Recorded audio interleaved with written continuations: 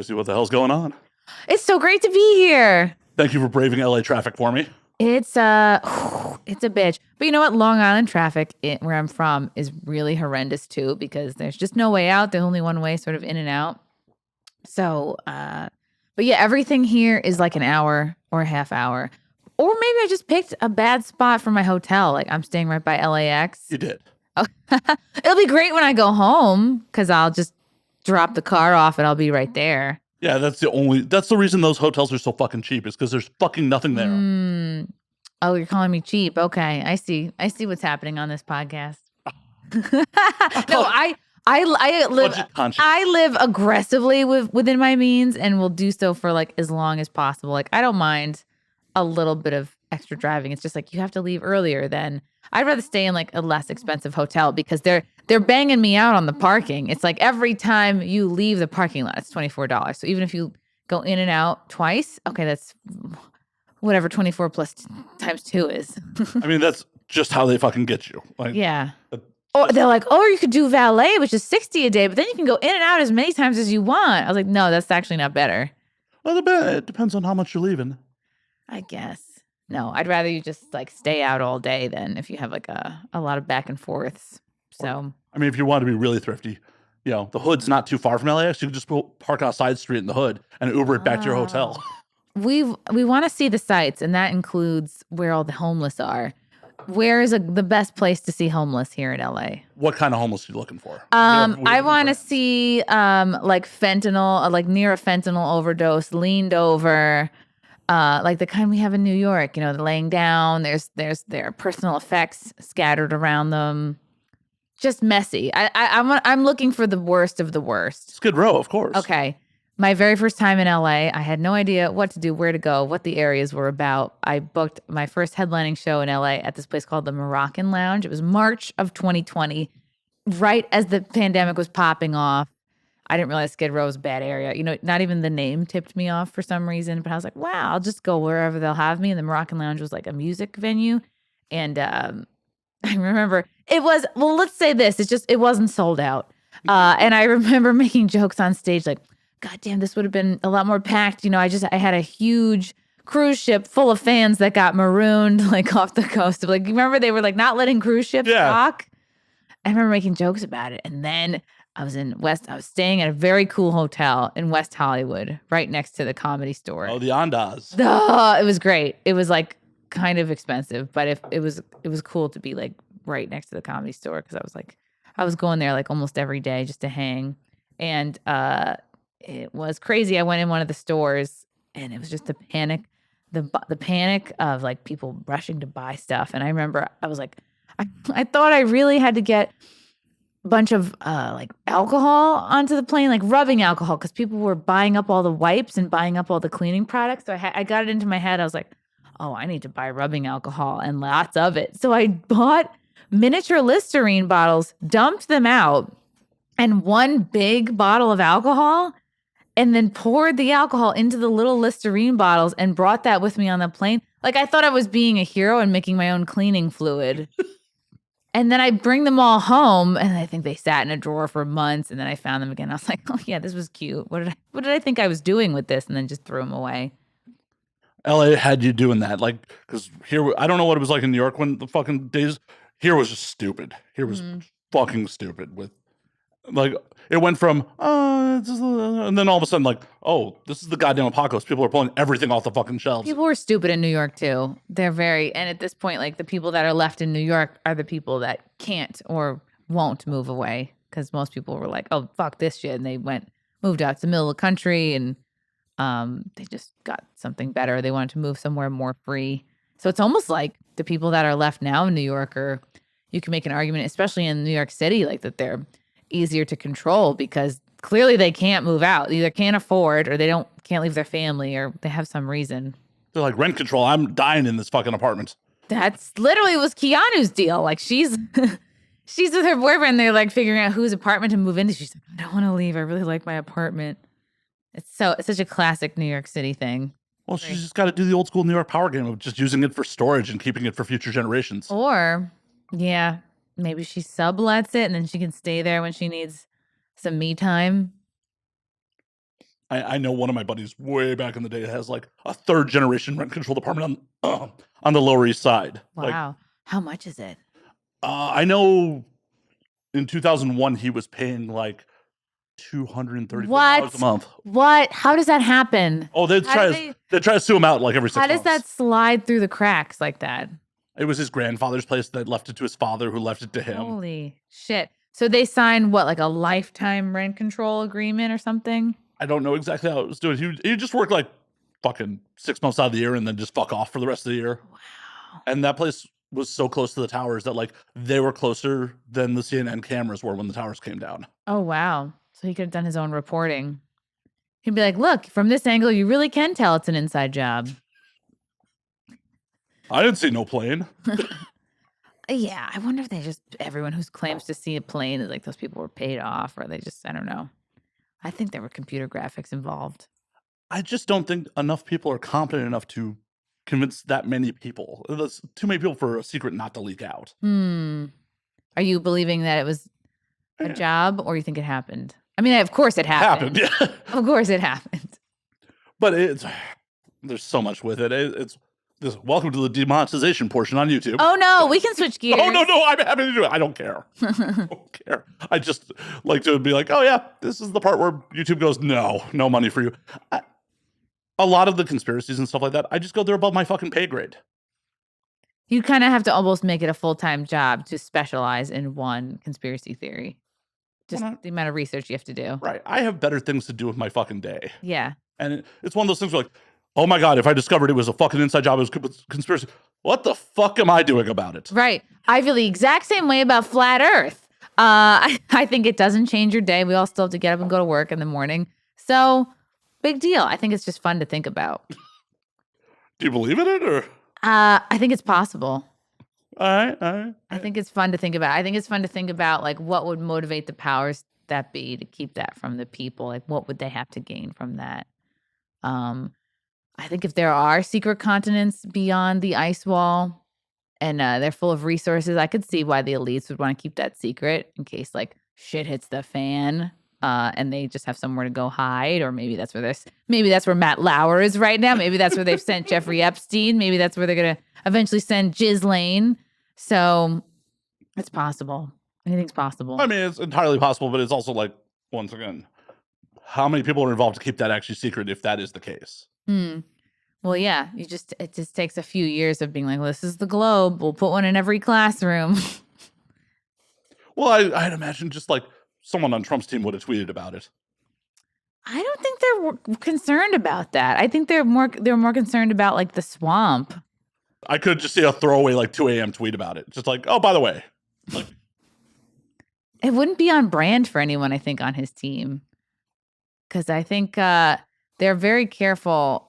Even Trump like won't denounce the jab, even though he pushed it at one point or heavily promoted it or was like, we did such a great job, warp speed. And so many of his followers like hate that he sort of brought that about. But it's like, it's almost like he kind of had to. And he was not for the mandates. He just like had it made or whatever. And then, I don't know.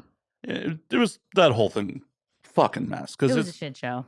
It's like, it's a good way to show like, hey, leaving everything to the states doesn't always work out so great. Because it's one of those things where like, we have porous fucking borders. It's not like. That's the biggest problem right now.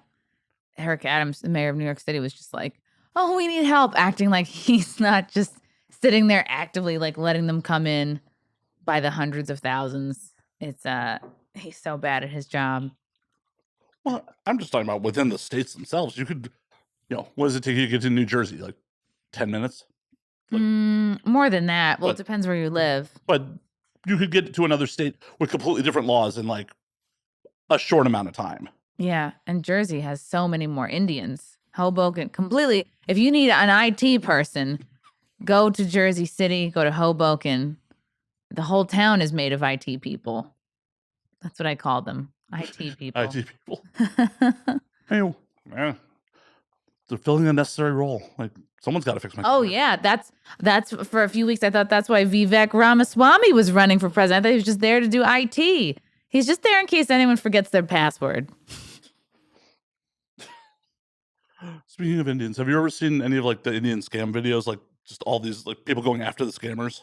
I think so. Yeah, I've seen the videos where like they'll be calling them, have them on the line, and they'll just keep them on as long as possible so that they don't like scam somebody else. Yeah, that's another person who's got like, I understand you're making a bunch of money off YouTube on it, but you got a lot of fucking time on your hands. You're like, You have to have a passion for it. We'll see. Like my husband Frank will actually do that. When a spammer calls him, he will really just you have to enjoy fucking with people to do that sort of thing. I enjoy fucking with people, but eventually I just lose attention. I'm just like, yeah, I'm bored now. Right. Why? What's your birthday? February 9th. So you're an Aquarius? Correct. Yep. That's classic Aquarius. You can be flighty. You can be a little like non-committal sometimes. Probably people like a classic Aquarius comes off like almost like superficial and flaky and just blowing off plans and like not really, but really there's more to it depending on where your other planets are. Well, I fit right in LA that way. Classic. Why did you move here? Are you from here? Not Chicago originally. Why'd you come here? Porn. To watch it? To watch more of it? Yes, all of it. Just be like, oh, it's just taking too long to get to me in Chicago. I need to go to the source. Right?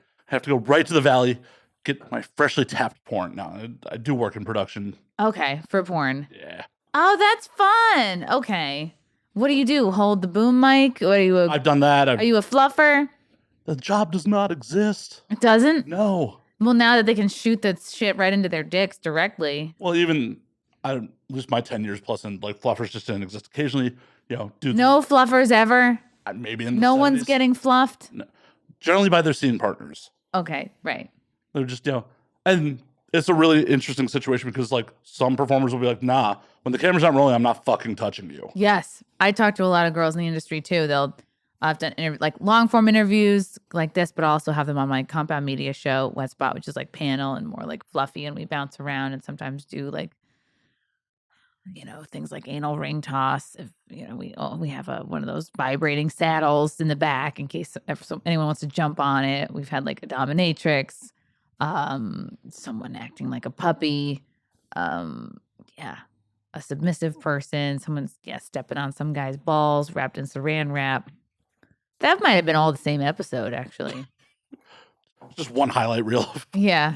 And then I have like many friends that are like legit mainstream porn stars and some that just really dabble and do OnlyFans. And there's absolutely nothing wrong with that. That's one of the weird things about like post 2020 world is like everyone has a fucking OnlyFans now. Yeah. It's almost like it's not special anymore. It's not, but I also compare OnlyFans and podcasting quite a bit because it's right. It's really a lot of the same things like zero barrier of entry. You're probably going to make no fucking money at this, and there are some people making all the fucking money at it. True. You have to like hang in there and just see if the cream rises to the top. Well, I'm sure they say that in porn too. What made you get into porn? Fucking film ambition that I just never was able to materialize in Chicago. Let me guess. You thought you could be a stunt dick.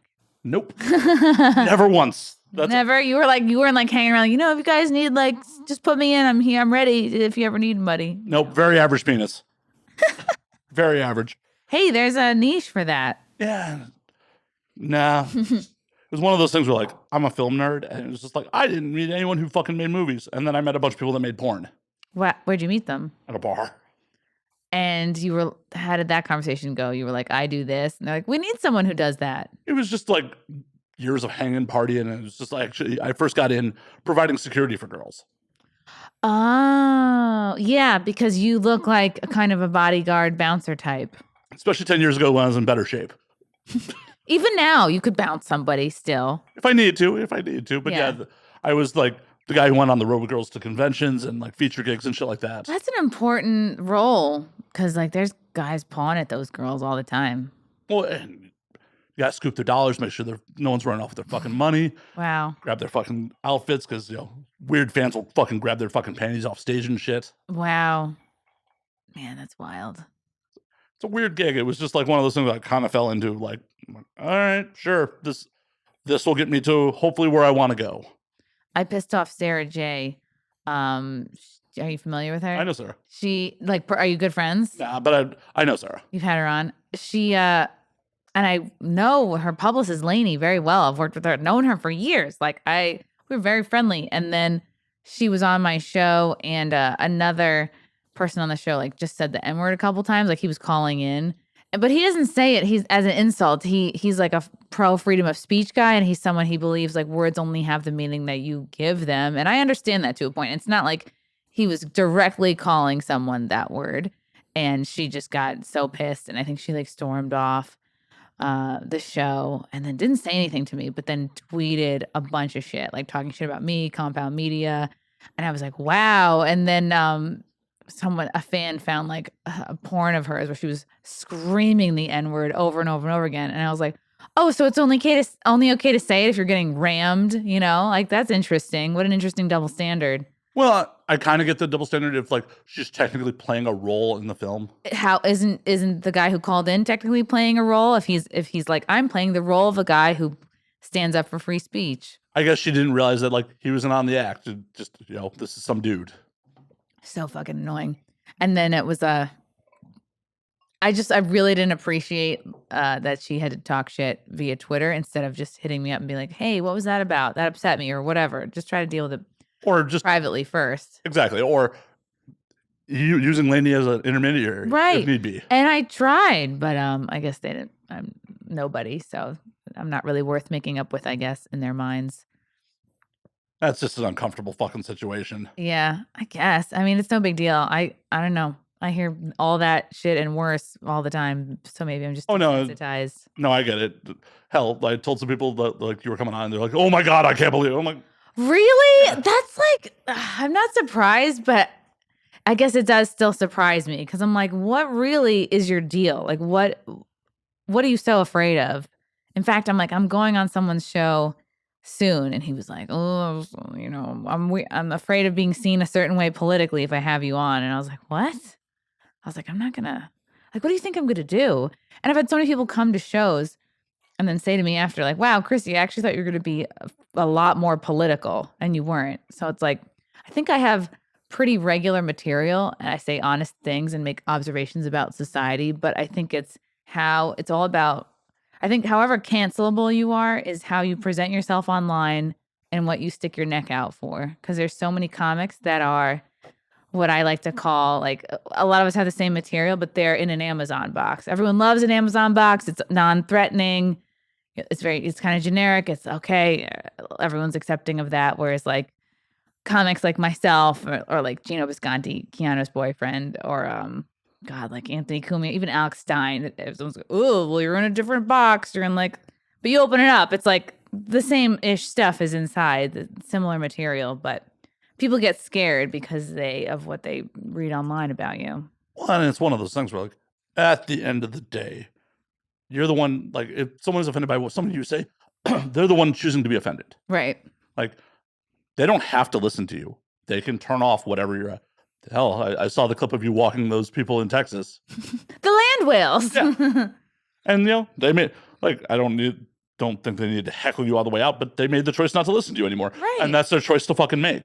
And they made the choice to be fat, so I'm going to comment on that when you heckle me. I wouldn't have said it. I wouldn't have mentioned it if you had just sat there and behaved. But no, you started it. Hell, even if you had just walked them, I don't think you would have disrupted your act to acknowledge them. No, God, no. And even after her first little outburst, I thought, like, should I continue talking to this woman? I'm like, no. Like, that's kind of rude to the whole rest of the audience to just make it about this one table. And then they waited a while. They didn't leave right away. They had to finish their French fries first. And then as they were leaving, they're like, F you, transphobe. Went over and knocked all my merch off my table. Did they really? Spoke to the manager. Yeah. I'm like, the merch. The merch is the worst part. I'm like, the merch you're not going to hurt the merch. It's shirts. I can refold them. That's wild because it's just like, what are you hoping to accomplish here? I wanted to talk to me like, why are you here? Like, where did you hear about me? What did you think the show was going to be? Well, that's the thing about comedy. Comedy is the only art form where people will go completely in blind. They're just like, I'm going to a comedy show. I wonder if they were like, oh, female comic, good. I want to hear someone talk about their vagina for an hour. And weird sexual encounters. Yeah, but I only talk about it for maybe 2 or 3 minutes. Unless it's really done something funny, then I'll talk about it more. Well, that's just always the weirdest thing. Like, no one's ever going to a fucking concert completely blind. Right. You know what they're going to play. Right. No one's going to a movie like, I'm just going to the movie.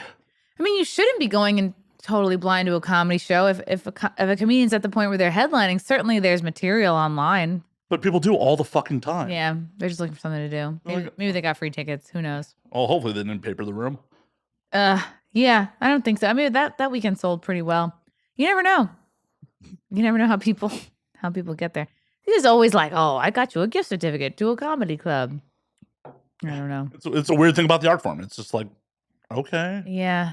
Or maybe they were hardcore fans and that joke just turned them completely off. You were just trying to encourage more tits in the world. Like, how is that a bad thing? The people that were concerned that you were having me on, like, what were their concerns? Oh, it was just like, oh, those compound media people, they're all racist. That's it? Pretty much. Most people are racist. I mean, in some way. I just like most people. And then, individually, it's like, oh, are you cool? Yeah. I think that's sad that people confuse making racial jokes for being racist. Yeah. Or just commenting about, like, making observations about the races makes you racist. It's like, no, I have eyes. There's a reason why Asians are considered bad drivers, because there are enough bad drivers who are Asian. That's how stereotypes are created. They're not pulled out of thin air. They're based in truth. Well, and it's also one of those things like, what's the intent behind the words? Like, intent matters so fucking much. It's like, are you here to, tell these jokes to demean all Asians, or are you just trying to get a laugh out of people? And hopefully it's both. No. Right. If you're trying to make somebody laugh, then you shouldn't get offended. It's like, you laugh or you don't. Getting offended is like kind of a waste of energy. It's like, well, okay, leave if it's really bothering you, or just like move on with your life. Right. So many people have, like, their whole world is built around them. So it's just like, oh, I can't believe Chrissie Mayr told that joke to me. Like, there's a couple hundred other people here, bro. That's what happens. That's the reaction. People will interpret a joke that's meant generally. They will interpret personally as a personal attack, and then they will respond to you personally. Like, I'll tell a joke generally, and then someone will go, fuck you, like whatever insults about me, like personal insults or how they think I look or anything. Like, you're white, you're a mayonnaise person, like all the lame insults people come up with for white people. And I'm just like, yeah, my joke wasn't meant to personally insult you, yet you're replying with a personal insult, which means you took that personally. So that's the problem, is people taking jokes personally, or maybe you're just so triggered that a comedy club is the first time where your views are being challenged, and you just can't help but have this like visceral, triggered reaction. It's silly though. It's like, you spent months sitting at home thinking about this woman from Texas, this joke. Oh, that's gonna get her. It's gonna fucking get her. Right. Like, fuck it. It was the most tame moment that became viral. I was just like, hey, why is Dylan gone a whole year of it's supposedly girlhood, but why no tits? Like, that's a question a lot of people have. I'm not like, that's not like a big brain moment. And some guy's like, yeah, because he's a man. I'm like, yeah, he's a man. And that's it. Just saying that Dylan Mulvaney is a man is enough to make someone triggered to the point where they're interrupting a show. Yeah. They're like, fuck the rest of these people that paid their fucking money to be here and have a good time. I must get my fucking opinion out there and disrupt the fucking show. It's actually the most selfish thing you can do. You're saying that not only is your opinion more important than everybody else in the audience who they might agree with you. The whole audience might agree with that woman. But guess what? They're being respectful because they paid to see a show. So not only do you think your opinion is the most important but you think your opinion is more important than my fucking set. It's worth interrupting my the set that I've worked 13 years to get to a place where I'm headlining, and maybe I have specific jokes for this town, this state, these people. But no, let's interrupt all that because I am so triggered by the fact you called Dylan Mulvaney a man that we need to stop everything, and I need to scream out to you. It's like, what do you think you're going to get through to somebody like that?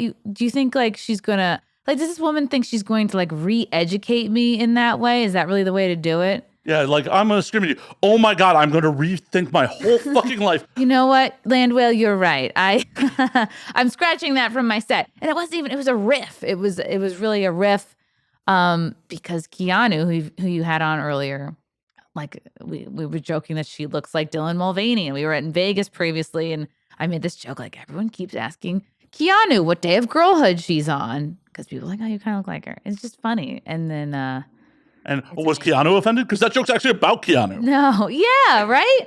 Yeah. I'm basically calling her, saying you look like a dude. But no, is she offended? No. No. And that's actually directed at her. I say this all the time. It's like part of the problem with the modern world is the internet's given everyone a fucking voice. So they think all voices are created equal. Right. And then, I mean, in a sense, yeah, okay. Everyone is allowed to have a Twitter account, but a lot of people are retarded, and it's true. Maybe you shouldn't. But it's like probably a lot of people think I'm retarded, and all my opinions are wrong. So, well, obviously, they told me not to have you on the show. Yeah, and it's just so funny, like to be like, what is this person afraid of? I guess if they're a friend of yours, what they're afraid of is that you will be then sort of guilty by association. So you make yourself vulnerable to cancellation because you've had a quote canceled person on your show, which is like, oh, that's horrible that that's the way the world works. That is kind of the way like the industry works because everyone's just like, oh, Kramer said the N-word. Everyone's disavow, hands off, right? Or this person is Louis C.K. Jerked off in front of a couple ladies. Everyone disavowed. And it's like, before anything is even proven, everyone jumps to, oh, this person told a joke. And now it's like, it's gotten to a point where it takes so little. Oh, this person told a joke about Malaysian.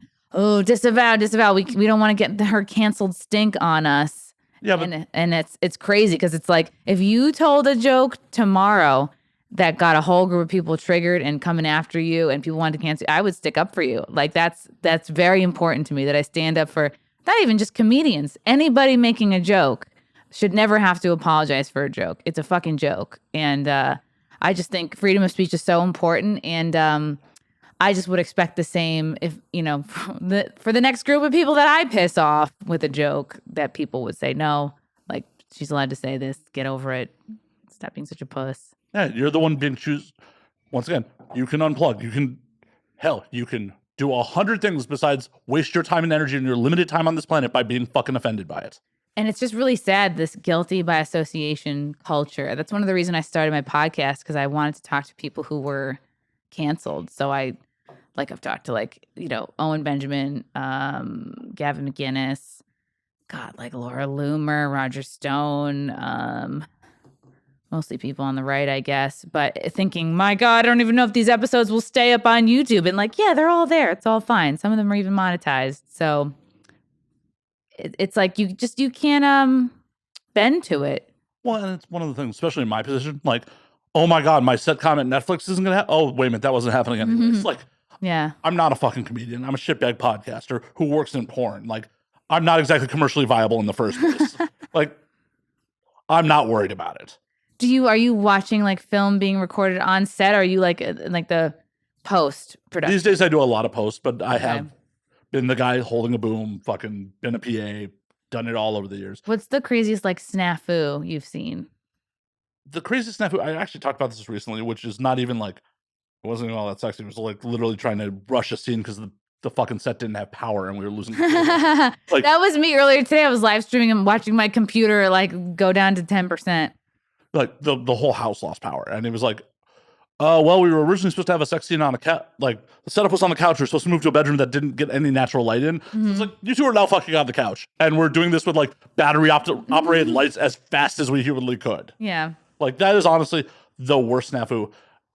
That's not that bad. No, it's not that bad, and for the most part, you get really jaded to this. A couple summers ago, me and the sound guy were just sitting watching a scene and man, that couch is really sagging while they fuck. That's how I watch porn. I get upset when the lamps don't match. I get upset. I'm when's the last time somebody vacuumed this place? I'll be that's clearly a sheet thrown over a couch. They might as well just get a new couch or get one of those more expensive couch covers. That's budget we don't have. But porn has no fucking budget, even with the big companies. Yeah, I guess. Unless you're fucking Vixen and you're I'm just going to spend fucking mainstream film budgets with a helicopter shot for our porn. I don't know if anyone actually gives a fuck that there's a helicopter shot and the models are on a fucking yacht. Right. Why are you spending this money? Maybe people enjoy a mismatched lamp combo because it seems more amateur, more like a person's real house, I guess. People are into that. It's crazy because I do edit people's content and it's this is shot like shit. They're I know people like it this way. Really? Yeah. especially with the OnlyFans stuff. How many OnlyFans like accounts do you work with? It varies. Like that's the shitty part about being someone's OnlyFans editor. People are wildly inconsistent about getting you content. Oh wow, really? Yeah, it's just one of those things where like I'll hear from some clients once every 6 months. Sometimes they'll be like, "Oh, I'm gonna slam you for like fucking 5 weeks," and then not hear from them again for months. What kind of work will they give you a bunch of just raw footage? Like here's a porn I shot, or here's like me masturbating, and here make it interesting, give it subtitles. It's literally most of the time just like, "Hey, can you make cuts when I cut shit? Can you do a little color correction?" It's really easy stuff. for the Okay. most part. Like no one's trying. Well, color correction, like this is a black guy, but can you make him white? That one I haven't mastered yet. And it'd usually be the other way around. Like it's much more taboo to Right. I guess everyone knows what kind of porn I watch. Seriously though, what kind of porn do you watch? I kind of really don't. I'll be supportive of my friends' porn. Are you subscribed to Keanu's OnlyFans? No, I'm not. Oh. Some friend I am. Right? Are you? No. I'm not subscribed to anyone's. Okay. It's I like- will usually when we have guests on Wet Spot on Compound Media, the booth boys will end up playing the porn of whatever guest we have on, and then we're all just kind of sitting there with popcorn like, wow, look at that. We're so proud of you. Look at that. And we feel like proud parents. We're like, wow. Like proud aunts and uncles. Hey, you should show off your art. There's nothing Yeah. wrong with that. Yeah. And you can really tell when you interview these girls, like who was really doing it for the love of the game versus who's just like, I don't know. I made this choice, but I'm sticking with it, you know? Well, and that's the thing. Like, so many people get in the industry for so many fucking different reasons these days. I mean, there's probably been always a bunch of different reasons, but in my lifetime, it's just been like, oh, some people are here because they are fucking hustlers. Like Lisa Ann is a hustler. She's great.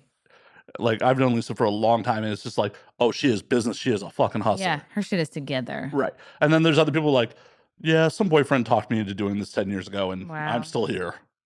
Do you find a lot of people you have watched perform or talked to, like you feel like porn takes a soul toll on them?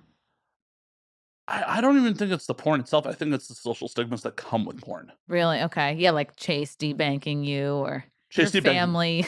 Family drama, or it's a lonely place for a lot of people. A lot of people have problems finding partners, Wow. or they find partners that are like, oh, they're attracted to them because they're porn stars, so because of the object of dude's affection. And then when it's time for them to go back to work, dudes get like fucking controlling and fucking weirdly possessive and just make their life fucking miserable. So there's just a lot of toxic fucking relationships. Wow. Right. That's kind of unfair. It's like, this was my job when you met me. Either you're going to turn me into some like mega trad wife and you're going to pay for my existence, or like you have to like be okay with this. Exactly. Any other art form, like, could you imagine like meeting some dude? I mean, I know you're in a relationship, but meeting some dude who's like, oh, I love that you're so funny and like that you're a comic. And then like 3 months into the relationship, like, you can't go on the road anymore. Oh, I'd be like, that's too bad. Bye. Yeah, well, unfortunately, because a lot of performers have such lonely existences, they stick around for these fucking dudes. They get fucking love bombed. They get Oh, right. Yeah, I've been in so many bad relationships, so I get it. You just don't know that you can do better. and unfortunately, society keeps hammering fucking performers with, oh, you can't do better. Your family's gonna hate you. Wow. Do you think there's a fear of leaving the industry? Like you can't find anything else, so you might as well just like stick it out? I mean, there's definitely, depending on when they got in, there's definitely a fear of leaving the industry, especially because like you may be able to find something else, but are you gonna find something else that pays as fucking well? Wow.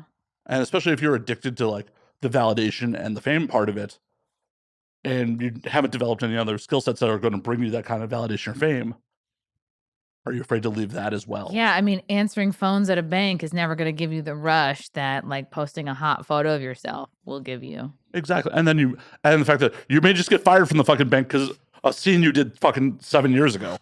My God. After your boss jerks off to it, of course. Right? He's like, yeah, where'd you find this?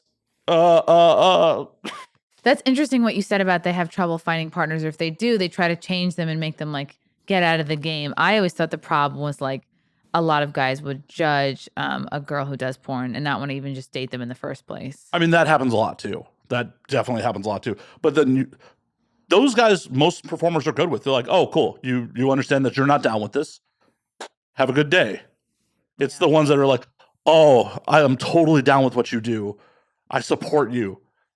and then turn around and like, nah, you're not going back to work. Wow. Or then you also get the suitcase pimps, which are Suitcase pimps? yeah, you've never heard that term? No, I thought it was a band. Oh, that's sneaker pimps. Never mind. Yeah, I haven't seen the suitcase pimps Marilyn Manson collab yet. But it's the dude that's like, oh, I'm totally down with what you do because you're not going to support my life while I stay at home and play Xbox. My God, how many relationships do you think are like that? There's a fair amount. The reason they're called suitcase pimps is he'll roll their suitcase to fucking set for them. Wow. Oh man, that sucks. And then that guy's got, this guy's got to have a huge schlong, I guess, or be really funny or clean or be a good cook. Like, what would make someone put up with that? Well, just accepting of their job. Like, yeah, true. If you've gone through so many fucking people that don't accept your job or claim to accept your job and then don't, and then all of a sudden you got a guy who's like, oh yeah, babe, I'll drive you to work. I guess if you as a performer also love playing Xbox, maybe that could be a good match. Oh, it never works that way. It never. And you don't have time. You're busy getting your other box played. And a lot of times those dudes like do something to help their career. Like, oh, I manage your OnlyFans for you, or I edit stuff for you. They're really just glomming onto them and letting them support their lives. Wow. That's frustrating. But I guess they see it as like a meal ticket. Yeah. And like, well, I'm in a shit situation that I don't like, but at least my life's paid for. Yeah. Look, I was told the future is female. Now let me ride off your coattails. Yeah, I've known a couple of those dudes over the years, and it never ends well because eventually they're like, what the fuck? They get resentful. Yeah, like, what the fuck have you been doing for the last fucking 5 years? Nothing. Fuck. Have you ever dated any porn stars? A couple here and there. What's it like? Traumatic. For my dick. No, he never recovered. It's been interesting because it's always a weird like feeling out process because it's like I got involved with someone at one point who was like, oh, we're really hitting it off, like it's good times, and then all of a sudden out of the blue she's just like, I only see myself dating other performers. I'm sorry. That's weird. Well, and I found out like 2 years later we randomly ended up on a set together. Oh, she was a last minute replacement for someone else, and she like I found out from the director that morning. I'm like, yo, I need to talk to you real quick before she shows up. I have no drama, but we used to date. Like, so if she starts drama, I'm just giving you the heads up. And thankfully she was cool. And like I ended up driving her back to the airport. And I'm just like, yo, what? You rolled her suitcase to the airport. I did. I literally did. And I like, thankfully in the car, I was just like, so what the fuck happened 2 years ago? You just. Wow. All right. So she sounded like she'd grown and at least not enough to like disturb the job. It's just part of the game. It's just like, if you're going to date performers, you just got to understand like sometimes shit just goes sideways. You don't take it personally. I had another performer I was dating for a little while who I literally like, hey, you want to hang out? She's like, no, I'm cool. You're too negative. What? Yeah, I'm like, all right, cool. Sorry you feel that way. You bitch. Was not emotionally invested enough.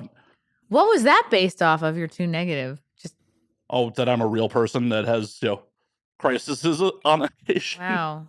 I'm not delusional. It's not all sunshine and sunflowers. I apparently very much upset her because I'm like, so what's your post-performance plan? Like, do you have a plan? A shower. Usually I try to shake it off me. I definitely wash my hair. Right? Get a towel. Yeah. I'm very much a proponent of like, you are in this industry. You need to like figure out what you're going to do when you eventually age out. Because the amount of people that are. How long do they last? Well, on average, the career lasts like a year. What? But that's due to people leaving. Like, that's what throws off that fucking number. In the OnlyFans era, you could potentially keep performing for your own OnlyFans forever. But at this point, if you are not like making some sort of plan to even just get into production or build a business out of it, like being just the person who shows up to perform has such a limited fucking shelf life. Wow. And then that's all the comment was like, so what's your plan? Right. For after this. Yeah. Like, and it's not even get out of the industry. Oh, and that made you negative? Yeah. Oh, okay. So because she didn't want to face reality, you're too negative. Got it. Yeah. You're just trying to help her. You're like, are you going to write a book? What are you going to do? Yeah. Like, what's your plan here? Like, do you want to learn how to use Premiere? At what age usually do the porn stars have to be sent to the glue factory? Well, you got to remember, if you have fake tits and you're 25, you're considered a MILF. Oh, right. It's all about the boobs. I mean, I definitely know some performers that were like in their late 20s still doing teen roles because they're all natural. Okay, interesting. So it's definitely different in the last 10 years since I've been in. You know, there are definitely performers working still in their 40s. Yeah. But like my friend Brandy Love, she's still crushing it. I don't know how old she is, but she looks great and loves doing it. So yeah, you can still crush it. But those people are the exception, not the rule. right. You know, back to Lisa Ann. Lisa Ann, what got in the early to mid 90s? How many of her contemporaries were still doing it when she was still performing? Right. Wow. Must feel good to like outlast everybody. Yeah, it's just like you are the 1% of the 1% of performers in this fucking game. I would hedge my bets if I was a performer to be like, I'm not going to be that 1% of the 1%. If it happens, awesome. Wow. And I think to get to that point, you have to be like kind of entrepreneurial minded. You have to like really look at it as like owning a business. Hell, you should be looking at that day one. Yeah, that's true. And that's part of the problem with porn in general is there is no porno 101.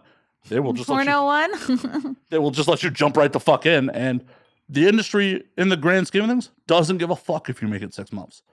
The agents, the directors, the producers, you may make some interpersonal relationships, but there's gonna be someone else who gets off the fucking bus. So they got their box covers, they got their DVDs, audio, or scenes or whatever. Yeah. Like, why do they care if you stick around? Wow. It's ruthless. It absolutely is. Just like comedy. Hell, it's worse than comedy at some points. That's true. You can let yourself go and still be funny. Hell, it's better for some people. Yeah, right. You look funnier. Like, big fat guy, you can't lose weight. Right. No, because then it'll be like, what's her face? People got upset when Adele lost weight. People got upset when Lizzo tries to lose weight. God, what was her name? She's a blonde comic actress. I think she's Australian. Oh, I know exactly who you're talking about. She was in Bridesmaids and shit. Yeah. People got very upset when she lost weight. Yeah, like Fatties will come after you. It's like you were representing us. Yeah, now there's even more reason for me to get my shit together. I don't have my fat role models. We need more. We need more in this world. We need more. And you know what? Like, yeah, I hope that the people listening, maybe just, you could become a fat role model. Just apply yourself. Just go find those buffets. Yeah. What do you think? What's like the best food? Like, what food should I eat before I leave LA? Thai. Yeah. So LA is weird. We have amazing Asian food except for our Chinese. Our Chinese is all fucking garbage. Okay. And you're coming from New York, you got good Chinese. But we got some rad Thai spots. Ooh, okay. Maybe what's near here? Well, we're a couple blocks from Thai Town, so Okay. Yeah, I don't want to dox you. I mean, people know I live near Netflix, so it's cool. Yes, we're in the Netflix building. Motherfuckers blocked my view from my roof. Second Towers. I was like, I used to have a nice clear view, and that's annoying. I used to live in White Plains in New York, and we had this great view. And then they built like an old folks home, and I was like, wow, these fucking old people, these damn boomers, they need somewhere to die. Right, and spread chlamydia. Right, rampant. Yeah, it's crazy. People they're like, oh, that old generation. Like, nah, they're just passing STDs to each other all the fucking time. And where did that original case of chlamydia come from? Probably like an aid or something. Or either that or some old motherfucker just never got treated because it's asymptomatic and dudes up to like 50% of the time. Wow. So he's like, I've had this for 40 years. I don't know why I didn't have kids. God, man. Oh my God. Having chlamydia for 40 years. Well, how often do the olds actually go get tested? The olds don't get tested. They don't get tested. They don't go to therapy. They don't modulate the volume on the TV. Hell, I remember going through the Atlanta airport, like there was some statistic about like older people, like the boomers having like the highest case of like Hep C. It's like, God damn, Atlanta, you're not even fucking around. Don't fuck the olds. I mean, still, the boomers are like a net positive. I feel like they had it pretty easy. Like one parent could work and they could still buy a house. Most of them kept their jobs, their whole working career, had like one job. They're like, union, yes. Yeah. Had pensions, could retire. Have a couple mistresses. Yeah. Stay married. They're living large. Right? Not for us. No, I'm resentful of the boomers. Like, hell, my boomer grandparents were just like, oh, and we're not even leaving the grandkids any fucking money. It all goes to your parents. They can figure it out for you. Like, cool. Appreciate that. See, I don't expect to be left any money because Oh, I I don't didn't think either. it's their job to like pay for my existence post turning 18. Like if you do, that's a nice bonus, but I think it's a little, I don't know. I think to expect that is kind of icky. Oh, I was expecting not to get because I'm the black sheep, but it's still just like we have some money, yeah, just not for you guys. Wow. Damn. You're like, I should have visited them more. Oh, they didn't give it to the grandkids they liked either. Really? Who'd they give it to? Just my mother and like her brothers, like Okay. their kids. They're just like, your parents will disseminate it to you if they feel like it. Okay. I guess that's fair. Yeah, it was just like, I wasn't expecting a fucking dime. Like any money I got from them in my whole fucking life was very conditional, and I ended up not taking it. Yeah. Like at one point, it was just like, oh, we'll pay for you to go to college. Oh, we'll pay for you to go to trade school, actually. Oh, you didn't want to go to trade school? Not at that point. It was like the point where they made that offer, I was making upper middle class money on my own. Okay. And it's like, for me to go back to trade school or some shit like that, how am I going to pay for my condo? Right. Like, because there was no offer of like helping to pay for the condo. It was just like, oh, we'll pay for the trade school. Like, if I really want to fucking go to trade school, I'll just pay for it my fucking self. Right. It's like, why don't you just give me the whatever cash amount the trade school would be, and I'll use it to help me in other ways. Right. But that's just not how they worked. Yeah. Like that, and that's the weird thing about that generation too. Is it's like, oh no, it's all you got to do what we say. It's got to be under our control. It's got to be on our fucking terms. The fucking boomers, man. If I were to learn a trade, I think I would get into HVAC. I feel like HVAC people always have jobs. That's the family business, actually. Oh. That is the family business. You didn't want to be an HVACer? Four generations of HVAC people. Wow. Like my great grandfather sold fucking like heating oil off a fucking cart. Cool. What is the best part of it? The heating, the ventilation, the air conditioning, the cooling? I imagine that's what it stands for. It is. Got it. I think because Anthony Cumia used to work in HVAC. I think that's the only reason why I know. And he left that for comedy. Yeah, to be a radio legend. Right? See? Better choices. Yeah. I hope the trades have a moment. I hope the trades come back and like become trendy. Like, I don't know, maybe someone should start like a TikTok account for like plumbing, you know? Oh, that'd be horrible. Like it's like we need some sexy plumbers. We need some sexy HVAC people. I know some plumbers and I hear their horror stories. I'm like, you're a better man than me. Really? Of like what they pull out of the pipes and all stuff? that shit. What's like the worst thing? Just bloody tampons, fucking diapers. Like people just flush horrible shit. A baby. Wouldn't surprise me. Yuck. I would hate to do that. I would be bad at that. Yeah, no, hard pass. Like plumbers, exterminators, like those people have my fucking undying. I'm sure being an HVAC person could be gross if you're in some fucking attic that's never been fucking cleaned and there's vents that are just gross. Full of birds or something. Yeah, but that's nothing compared to like, oh, you have a fucking infestation that I got to deal with. I could never. I saw like a video, I think it was on TikTok, or it was something about like, oh, you know, it's about this whole like people love to talk about, oh, the diversity of jobs, and you know, everything's got to be like equal amounts diverse, represented with every group. But then there's a video of this guy in basically a sewer. I don't know what he was doing down there, but he was covered in roaches. And it was just like, ladies, would you want this job? Like, how about equality? And I was like, I could never do things like, unless I was in a full body wetsuit, I could not deal with insects. Yeah. Even in a full body wetsuit, like, no thanks. There's just some things I can deal with, some things I can't. Like, I did armed security for over a decade. Like, I literally have dealt with like pools of friends' blood after they've been shot. Whoa. That, fine. Get me in a pile of insects, hard pass. Can't with the insects. I pick a rodent like running across my foot, which has happened in New York City. I'd rather do that.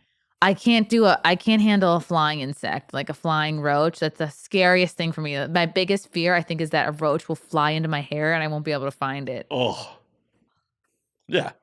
Hard pass on all that. Like, blood, guts, I can deal with. Like, just insects, vermin, no, I'm cool. Can't do it. Won't do it. Fecal matter, nah, I won't. I don't want to be a plumber either. Nope. What would you do? Fecal matter or insects? I don't. Oh, that's a horrible choice. Like, I don't even know. Yeah. Because it's just like, it's not like you're getting like, oh, freshly out of the tap human waste. This has been through a toilet. Well, it's like, yeah, you don't get to choose your degree of fecal matter. You don't get to choose like your degree of insects. Yeah, but at least I get the satisfaction of like spraying insects and making them dead. Right. I mean, that's the thing is the fecal matter is not going to jump up and fly into your face, though. You hope. Unless there's insects hidden in the fecal matter. I'm like, what a cruel trick. Or you just, unwrench a pipe wrong. Oh, yeah. Oh. That's so funny. I have the same My Free Cams bag. I've gone to like a bunch of like AVN Exotica. They always give you those bags. Yeah, all the swag bags. Yeah. I give them away to people all the time. It's just like, oh, do you want a vibrator? I just have extra lying around. Isn't that fun? Isn't that like you've reached truly adulthood when you're like, I have sex toys, but I'm not using them. I have a couple that people have given me over the years that just like sitting in a drawer, like in a box still. There was one point where my roommate at the time actually voted on the AVNs, so we'd have all the screeners that he'd have to view every year. Wow. And it's like a fireable offense for AVN to sell the screeners. Right. But we can give them away. So for a while there, I was just giving guests like boxes of porn, like, here, please take this. Please take this out of my fucking apartment. Wow. And they're like, well, geez, thanks. That's exciting. And people are happy with it. Giving them family for Christmas, just wrapping them up. They're like, how do I actually play physical media these days? Fuck. Yeah. Where do I even... Where do I even play Fists of Fury 7? Speaking of porn and your porn connection, I heard you opened for Stormy at one point, though. Yes, at the White Plains Comedy Club. Stormy Daniels, she's an absolute delight. She's a sweetheart. And she was funny. She, God, she had some funny jokes about Trump, even though it might have been like 2016, I think. Might have been like right when he was running, or just when he was elected. She started to tour a little bit more. And then I bumped into her again, I think at maybe I think it was Exotica in maybe Chicago or something.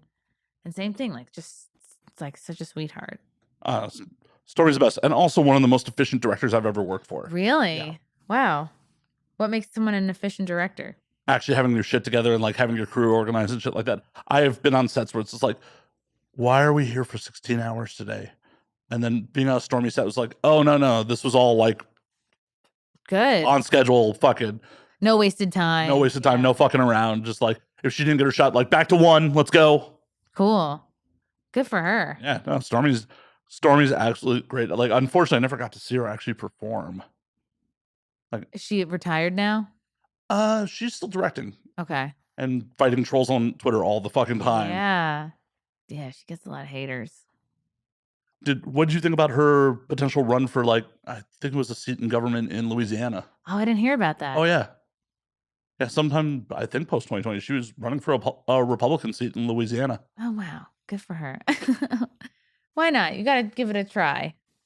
Well, I'm just curious, like, how the right would accept something like that. It's like, oh, hey. Probably not, because I think Trump folks probably don't like her. Well, I can imagine. Yeah. You can't sue the Messiah. Yeah, that's our dude. Well, it's just an interesting like situation because it's like Dennis Hoff, who owned a bunch of brothels in Nevada, ran on the Republican ticket. Mm. But it's like, oh, the actual sex worker runs. Maybe not go so well. Maybe because she's smart and she knows people want to keep the money that they make. Could be. It's just an interesting situation. Just kind of like the hypocrisy of like, the brothel owner can run. He can win. He won after he died. Wow. Did you not hear about that one? No, I didn't. Yeah, Hoff won after he died. But I mean, part of that was because it was a very red state congressional district, and they get to the party just get to give the seat away if they won. So it's just like, well, yeah, we'll vote for the dead guy. We get the seat. Wow. I wonder if it's like similar, like how Biden won because the dead people were mostly voting for him. So I wonder if that gave him the advantage. It's at this point, it's just like the dead people probably would feel most represented by a fellow dead candidate. I don't know why. And they're probably like, you know what, Biden, he's close enough. I don't know why the Democratic Party just is like, hey, this is your choice. Enjoy. Like it's one of those things where like it's just been like tone deaf fucking candidates for years now, and it's just like, take it or leave it. Do you think that's affecting the Democratic Party? Do you think like longtime Democrats are actually leaving, like switching parties, or maybe becoming independent, or just not voting Democrat anymore? I think they're voting Democrat because of fear of the right. In a lot of cases, it's not just like, but it's just like Hillary lost in 2016 because she ran the most tone deaf campaign imaginable. Could not be less likable. Well, and it's not even being less likable. She acted like it was just her turn. Yes, she was very arrogant. Yeah, it's just like, this is foregone conclusion. Like, why are we even holding this election? Yeah. Hey, Ugh. I'm going to just shit all over Bernie and his whole base. This is a foregone conclusion. And a lot of those people were just like, well, we're just not voting then. Because you're acting like it's a foregone conclusion, I'm going to be lazy and not go to the polls. You're going to win, right? Right. Why do I need to bother? Right. You have hot sauce in your purse. This is on lock. Mm-hmm. We're going to vote for you because you're a lady. It's just like, hey, Debbie Wasserman Schultz just completely fucked Bernie in the primaries. We're going to take her into the campaign less than 48 hours later. It's cool. They fucked Bernie. Oh, yeah. He's just like, he seems just cool with it. I guess they paid him off. I don't even know what his plan is at this point. It's just like, well, cool, man. I thought you were the hope here. No, I think he's just gonna like retire and I don't know, maybe end up in another meme like that. The meme of him in the coat, like that made the rounds for a while. Oh, definitely. Instead of photoshopping Bernie into someone else, I photoshopped myself into a picture next to him. Oh, in a bathrobe. I'm just like, yeah. Keep it casual. It's just one of those things. Like, a lot of times the Republican Party is marching out people that are pretty unlikable. But the Democrats are just like, this is your other fucking option. Enjoy. Take it. It's just like, can we just get someone who actually I'd like to vote for it? Because I don't want to vote for anybody. I've heard they're gonna run Michelle Obama. That's gonna go over like a fucking lead balloon. Really? Well, yeah, Michelle's popular, but unfortunately, back to the racism thing, there's still a lot of racist motherfuckers in this fucking country. And well, then explain how Obama won. What? Let's see. Obama was running against in 08. I mean, you got to remember, they also came for him on fucking everything the whole goddamn time. But he ran against like what was Mitt Romney one of the times. Jesus, it's been. I mean, I think if enough people will vote to elect one black president, I think that it's possible that they would do it again. I mean, it's definitely possible. I fucking hope so. If someone's fucking qualified and they're going to do a good job. Yeah. And plus Michelle's trans. So that's like an added benefit. Hey, whatever gets the asses in the seats, right? Yeah. That'll be interesting. It's just like, just run somebody that's remotely likable who's going to just do the job semi-competently.